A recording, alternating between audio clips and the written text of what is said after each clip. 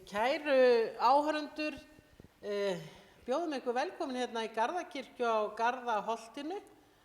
Ég heiti Jóna frá Bolladóttir og hér við hlið mér bróðir minn Bolli Pétur Bollason.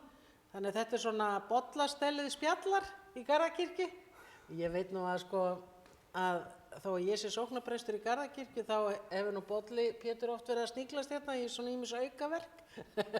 Læðast um. En ástæðan fyrir ég fékk hann hingað í dag það að nú nálgast aðventa og jól og eitt af því sem einkennir aðventuna og jólin auðvitað fallegu jólasálmarnir okkar og það var þannig þegar við vorum börn þá var einn sérstakur heimilisvinur í Laufási, það var séra Björn Halldórsson, sálmaskáld og prestur, faðir okkar Bolli Gústason sem hefði einmitt orðið 85 ára í vikunni, blessuð sé minning hans. Hann var endalaust að segja okkur sögur af Birni Halldórsinni og það vill svo til að ég man þar ekki nógu vel, Bolli man þar en það líka ekki að marka, það að því að hann hefur verið prestur í Laufási í mörg ár, þannig að hann þekkir hann. Já. En hvað með þennan sálm? Þetta alveg dásamlegur sálmur, náttúrulega þekktur og lagið við sálminn þýskt og alveg frá 14. öld. Og svona Björn var í rauninni að móta textan eða ljóðið við lagið alveg í mörg ár. Hann var mjög vandvirkur En það var svolítið merkilegt við Björn að hann var í rauninni svona skáldprestur, öflugur prestur og afburðaskáld. Og mjög músíkalsku líka og þarna í Laufási á heimili Björns var langspil og ekki bara 1 heldur 5 og hann var Þetta hef ég ekki heyrt. Nei, og hann var ásamt heimilisfólki þarna í Laufásbænum var að spila eða leika á langspil alltaf á sunnudum, það voru öll langspilin í gangi þá og heilmikið fjör og gleði á baðstofuloftinu og hann aflaði sér nótnahefta með sönglögum og eitt lagið var honum sérstaklega kært og það heitir In Dulci Jubilo sem lagið við Sjá himins opnast hlið og hann lék þetta lag á langspilið og naut þess, þetta var hans eftirlætislag og þá smám saman komu spruttu hendingar fram og sálmurinn varð til þannig og síðan fær sálmurinn svona á sig endanlega mynd þegar hann birtist í Sálmabók 1868 og 1886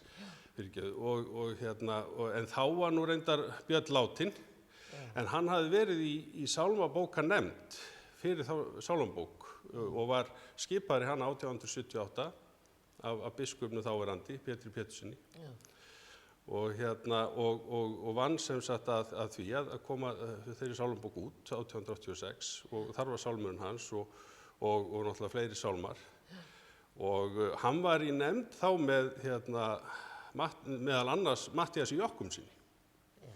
Það hefur ekki verið leiðilegt á svo fundi. Það hefur ekki verið leiðilegt. Ég hef alveg leiðilegt til að ég verið þeirri Sálmabókarnefnd. Og þeir voru rosalega góðir vinir og nú hefur einmitt verið að minnast þess að það eru 100 ár frá því að Matthías lést og 80 ára afmæli Matthíasar kirkju á Akureyri sem náttúrulega Akureyrarkirkja.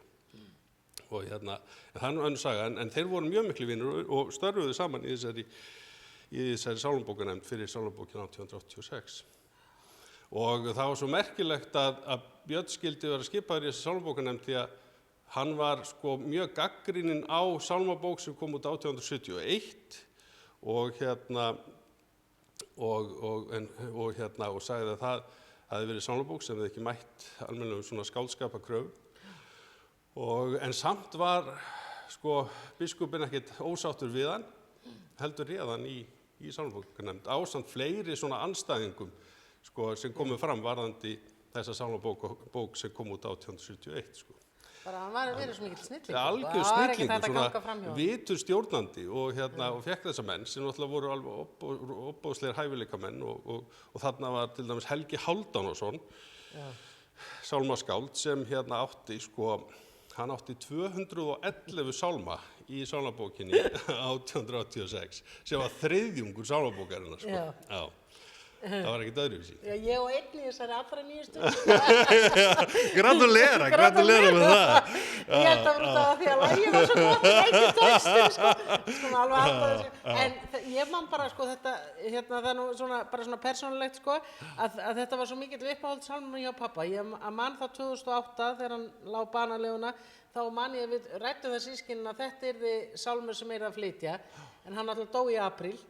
En við létum flytja yfir honum þennan jólasálm, létum okkur hafa það. Já. Og pabbi líka orti sko kvæði endadægu Björns sko, sem kemur inn á þennan sálm sko. Og birtist þarna í bókinans Bornautar, ljóðabókinans pappa. Ég man eftir að segja, og ég er svolítið sjokkur að því þú varst að leiðrétta þetta áðan, sko, að ég sagði alltaf þegar ég var að sýna gamla bæinn í gamla daga voru krakkar, þá var ég alltaf að sagði svo dramatískar sögur sem að kemur svo í ljós ekki sönn, að ég sagði að hann hefði staðið upp á kontornum frá því að semja sálminn Sjá himins opnast hlið, Björn Halldórsson, staðið í dyrum kontorsons verið að gangin í svefnherbergið þegar þjón og þá hafði hann nýið niður og orðið örendur. Og nú segir þú bara að þessi sálmur hafa bara verið lengi vinstur og þá segir bara, hvað gerðist? Sko, hvernig lést Björn Halldórsson? Það er ekki hlægjandi að því, en ég er bara svo sjokkeruð og var það pabbi sem kendi mér þessa sögu, eða bjó ég hana til, eða allavega eru mjög margir sem hafa heyrt þessa sögu sagða. Nei, hins vegar má alveg segja það að góð saga má aldrei líða fyrir sannleikann. Sko. Nei. Það er nú bara þannig. En hann var sem sagt sko byrjaður á því að sko yrkja þennan sálm allavega 1868.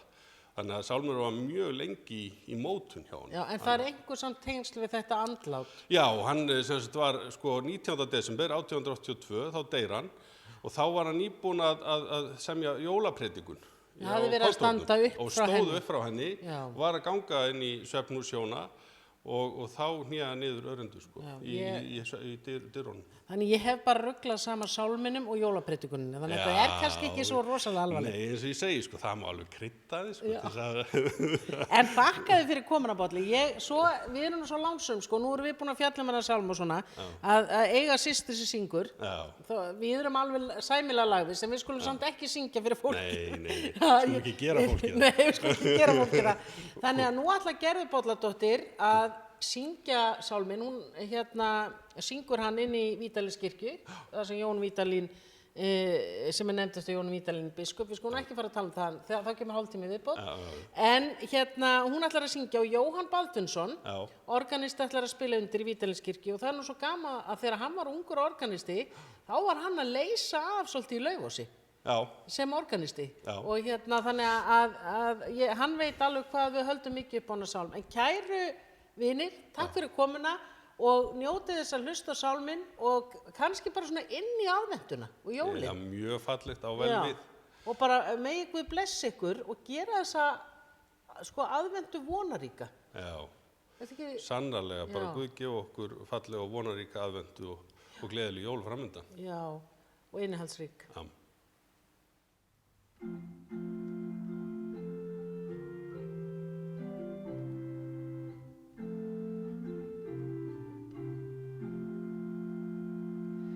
Sjá himins